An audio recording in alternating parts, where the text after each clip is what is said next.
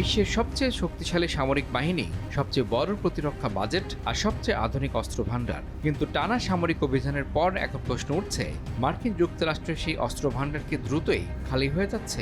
Trump প্রশাসন এই ঘাটতির কথা অস্বীকার করলেও গবেষণা প্রতিষ্ঠানগুলোর বিশ্লেষণ বলছে ভিন্ন কথা।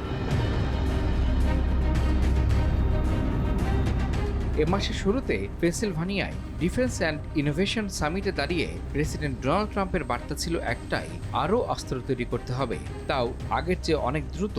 পাশে ছিলেন প্রতিরক্ষামন্ত্রী পিট হেগসেথ এবং যুক্তরাষ্ট্রের শীর্ষ প্রতিরক্ষা কোম্পানিগুলোর প্রধান নির্বাহীরা।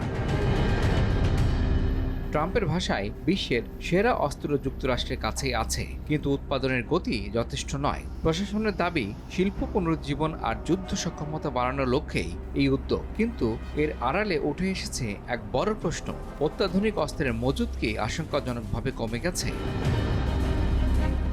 চলতি বছরের শুরুতে ইরানের বিরুদ্ধে প্রায় 40 দিনের সামরিক অভিযান এবং পরবর্তীতে পাল্টাপাল্টি হামলায় যুক্তরাষ্ট্র ব্যাপক পরিমাণ ক্ষেপণাস্ত্র, গোলাবারুদ ও আকাশ প্রতিরক্ষা ব্যবস্থা ব্যবহার করেছে।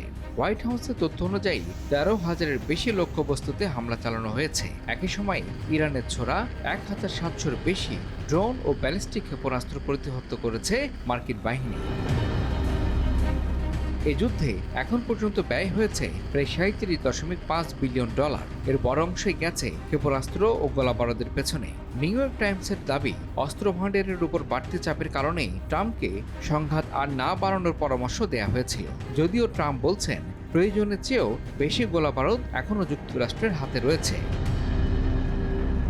তবে ওয়াশিংটন ভিত্তিক গবেষণার প্রতিষ্ঠান centre for strategic and international studies বা CSIS বলছে ভিন্ন কথা। তাদের হিসাব অনুযায়ী সংঘাতে 1,000-এর বেশি টমাহক ক্ষেপণাস্ত্র ব্যবহার করা হয়েছে। বর্তমান উৎপাদন সক্ষমতা ধরে এগোলে 2031 সালের আগে এই মজুদ যুদ্ধপূর্ব অবস্থায় ফিরবে না। প্রতিটি টমাহকের দাম প্রায় $2.6 মিলিয়ন।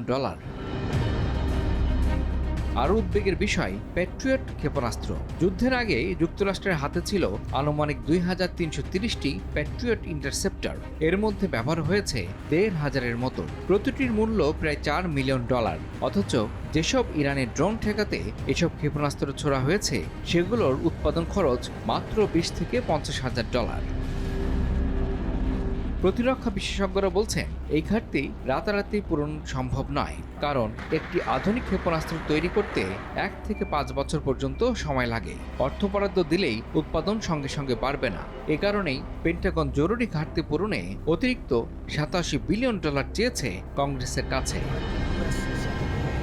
যদিও ট্রাম্প প্রশাসন বলছে উদ্বেগের কিছু নেই, কিন্তু যুদ্ধের বাস্তব হিসাব, ব্যয় এবং উৎপাদনের ধীরগতির দিকে তাকিয়ে বিশ্লেষকদের প্রশ্ন একটাই, বিশ্বের সবচেয়ে বড় অস্ত্র ভাণ্ডার কি সত্যি চাপের মুখে পড়েছে, নাকি এটি ভবিষ্যতের আরও বড় সামরিক প্রতিযোগিতার সতর্ক সংকেত?